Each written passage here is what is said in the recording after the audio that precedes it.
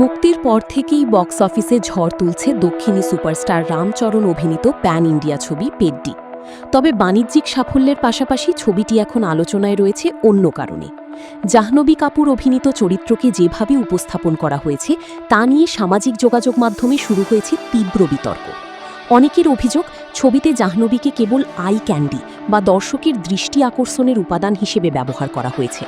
সমালোচনার মুখে শেষ পর্যন্ত প্রকাশ্যে ক্ষমা চেয়েছেন ছবির পরিচালক বুচি বাবুসানা এবং বিতর্কিত দৃশ্যগুলোতে পরিবর্তন আনার ঘোষণাও দিয়েছেন। পেড্ডি ছবিতে প্রথমবারের মতো জুটি বেঁধেছেন রামচরণ ও জাহ্নবী কাপুর। মুক্তির আগে থেকেই ছবিটি নিয়ে ব্যাপক আগ্রহ ছিল, তবে ট্রেলার, গান ও প্রচারণামূলক বিভিন্ন ভিডিও প্রকাশের পর থেকেই জাহ্নবীর চরিত্র অচিয়াম্মাকে ঘিরে প্রশ্ন উঠতে শুরু করে। সমালোচকদের অভিযোগ, ছবির বিভিন্ন দৃশ্যে নারী চরিত্রকে অপ্রয়োজনীয়ভাবে যৌন আবেদনময় করে দেখানো হয়েছে। বিশেষ করে কিছু ক্যামেরা অ্যাঙ্গেল, পোশাক নির্বাচন, সংলাপ এবং উপস্থাপনার ধরন নিয়ে আপত্তি তুলেছেন দর্শকদের একটি অংশ।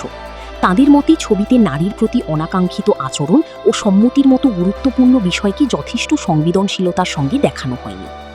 বিতর্ক নতুন মাত্রা পায় দক্ষিণী অভিনেত্রী গায়ত্রী চাগান্তির মন্তব্যে। সামাজিক যোগাযোগ মাধ্যমে এক আলোচনায় অংশ নিয়ে তিনি বলেন, জাহ্নবী কাপুর নিজেও এই উপস্থাপনার শিকার।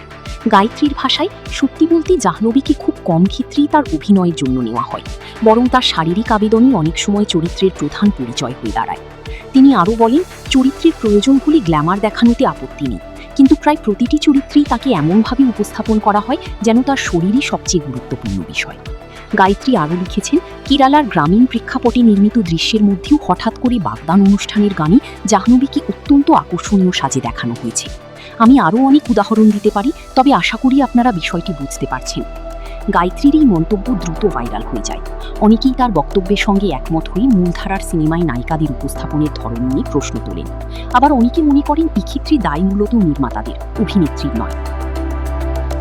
বিতর্ক ছড়িয়ে পড়ার পর দীর্ঘ বিবৃতি দেন পরিচালক বুচি বাবুসানা।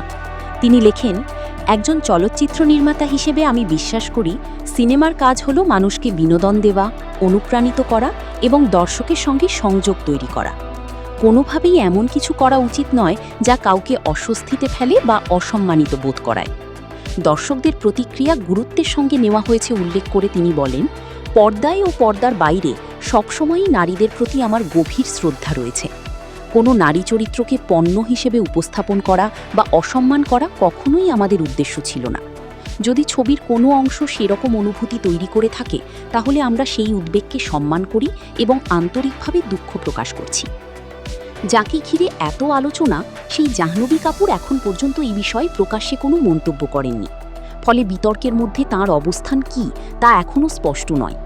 তবে এই ঘটনা আবারও ভারতীয় মূলধারার সিনেমায় নারী চরিত্রের উপস্থাপনাকে আলোচনার কেন্দ্রে নিয়ে এসেছে। অনেকেই মনে করছেন, শুধু জাহ্নবী নয়, দীর্ঘদিন ধরেই বাণিজ্যিক সিনেমায় নায়িকাদের অনেক সময় গল্পের গুরুত্বপূর্ণ চরিত্রের বদলে গ্ল্যামার উপাদান হিসেবে ব্যবহার করা হচ্ছে। পেড্ডিকে ঘিরে সাম্প্রতিক বিতর্ক সেই পুরনো প্রশ্নকেই নতুন করে সামনে নিয়ে এসেছে। পেড্ডি ছবিতে রামচরণ ও জাহ্নবী কাপুর ছাড়াও অভিনয় করেছেন জগপতি বাবু, শিবরাজ কুমার, শ্রুতি হাসান ও দিব্যেন্দু শর্মা। নির্মাতাদের দাবি, মুক্তির প্রথম দিনেই বিশ্বব্যাপী 100 কোটির বেশি রুপি আয় করেছে ছবিটি।